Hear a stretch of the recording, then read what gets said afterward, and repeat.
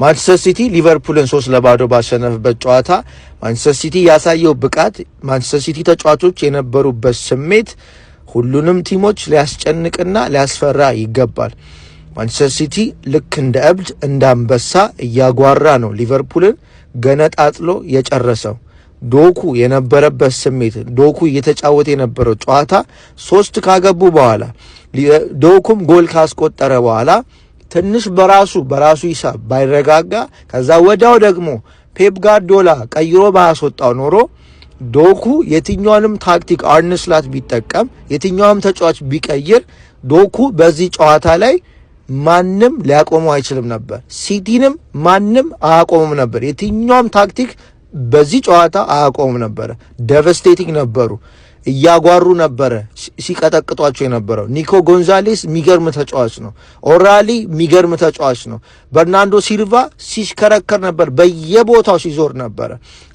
ሃላንድ ነው እና ማንቸስተር ሲቲ ደግሞ መፈራት ያለበት ሌላው ምክንያት አርሰናልም መጨነቅና ማሰብ ያለበት ምክንያት ማንቸስተር ሲቲ የቅርብ ታሪክ ፔፕ ጋርዲዮላ ማንቸስተር ሲቲን ከያዘው ጀምሮ ጨዋታ ሴትል ካረጉ መዋሃድ ከጀመሩ እንደዚህ መጫወት ከጀመሩ 10-15 ጨዋታዎችን ሊጉ እስኪያልቅ ድረስ በተከታታይ በአንድ አይነት ፐርፎርማንስ ዝቅ ሳይሉ ቲሞችን እየቆራረጡ ማሸነፍ እንደሚችሉ ማንም ያውቃል፣ ማንም ያውቃል።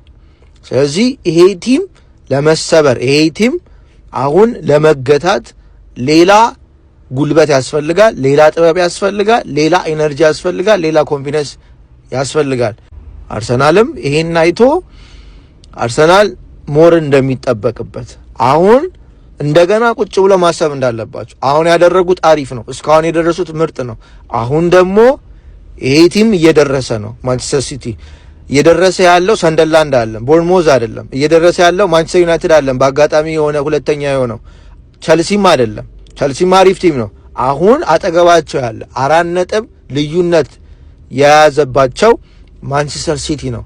ይሄ ሲቲ ደግሞ በቅርብ ታሪክ ውስጥ 3-4 ዓመት ውስጥ 5 ዓመት ውስጥ 6 ዓመት ውስጥ 2-3 ዓመት ውስጥ ሁሉም የዓለም ሕዝብ ያውቀዋል እንዴት ጨዋታን በተከታታይ ፕሪሚየር ሊጉን አሸንፈው ውጤቶችን ቀልብሰው የመሯቸውን ቡድኖች ሁሉ አልፈው ዋንጫውን እንደሚረከቡ አሳይተዋል። ፔፕ ጋርዲዮላ ለዚህ ቲም ውስጥ የመረጣቸው ሪክሩት የተደረጉ ተጫዋቾች ከየት እንደሚያመጣቸው አላቅም።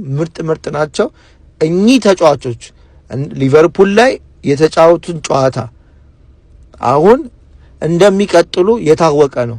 ሲቲ ስለሆነ ጋርዲዮላ ስለሆነ የሆነ ቀን ውጤት አምጥተው የሆነ ቀን የሚደበዝዙ አይደሉም እና የሚያስፈራ ቲም ናቸው። አርሰናልም ደግሞ ይሄን ኤክስፒሪየንስ ያለውን ቲም እንደዚህ አይነት ተከታታይ ጨዋታዎችን ማሸነፍ የሚችል ቲም ከኋላው ካለ እስከዛሬ ደግሞ ካደረገው በላይ ሌላ ማድረግ እንዳለበት አርሰናል ማወቅ አለበት፣ አርቴታ ማወቅ አለበት።